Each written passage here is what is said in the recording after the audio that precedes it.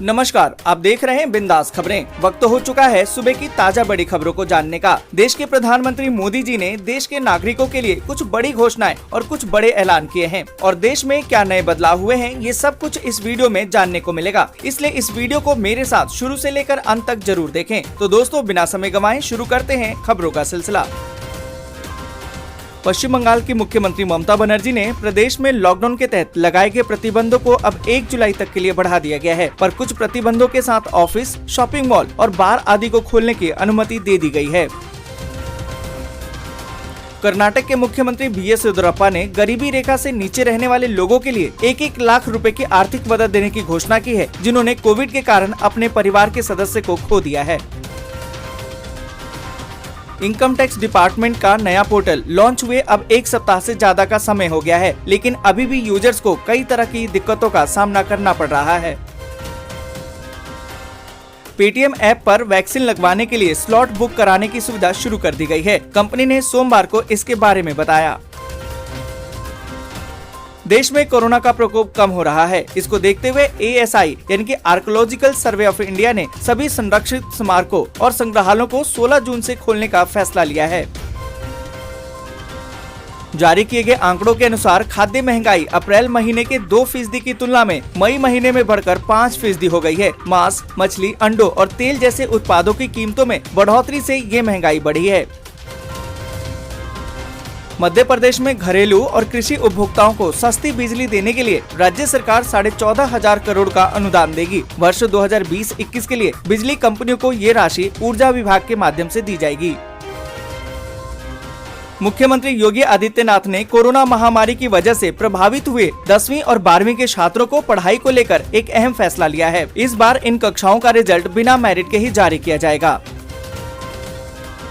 मुख्यमंत्री भूपेश बघेल ने सोमवार को एक बड़ी घोषणा करते हुए कहा कि कोरोना महामारी से अपने माता पिता या अभिभावक को खो चुके बच्चे जो अब निजी स्कूल में भी पढ़ रहे हैं, उनकी पढ़ाई का पूरा खर्च छत्तीसगढ़ सरकार उठाएगी। ऐसे बच्चों को अब मतारी दुलार योजना का लाभ मिलेगा।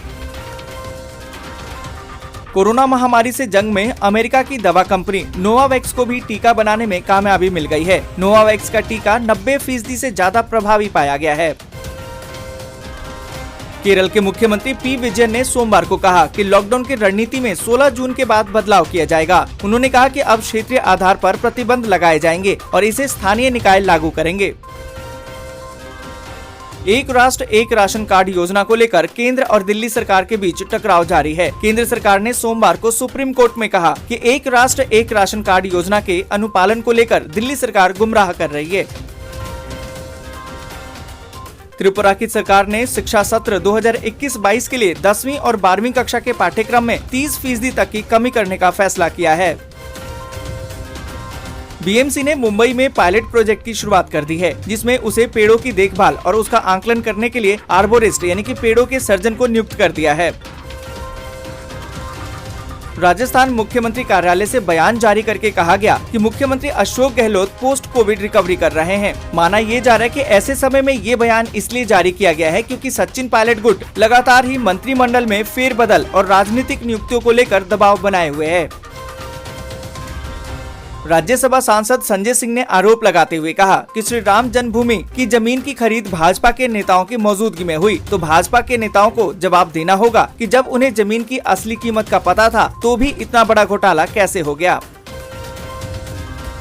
केंद्र सरकार के सभी मंत्रालयों और विभागों को जारी आदेश के मुताबिक अब अवर सचिव के नीचे के स्तर के 50% अधिकारी कार्य दिवसों में कार्यालय आएंगे और बाकी घर से ही काम करेंगे। संयुक्त किसान मोर्चा की नई रणनीति कांग्रेस के लिए घातक साबित हो रही है और हरियाणा में पार्टी के लिए मुश्किल पैदा हो गई है। दरअसल किसान संगठनों और कांग्रेस आपातकाल के खिलाफ आंदोलन की घोषणा पर उलझ गए हैं। G7 की घोषणा से भारत में वैक्सीन निर्माण के लिए जरूरी कच्चे माल की कमी भी दूर होना तय है। सूत्रों के मुताबिक दुनिया में जब भी बड़े पैमाने पर वैक्सीन निर्माण की बात होगी तो वो काम भारत के सहयोग के बिना पूरा नहीं होगा। झारखंड भाजपा में सब कुछ ठीक ठाक नहीं चल रहा है। झारखंड में भी पड़ोसी राज्य बंगाल की हवा पहुंच रही है। यहाँ बंगाल जैसे हालात नहीं है और हाल में चुनाव भी नहीं है, मगर 2019 के विधानसभा चुनाव में पराजय से भाजपा ने सीख नहीं ली है।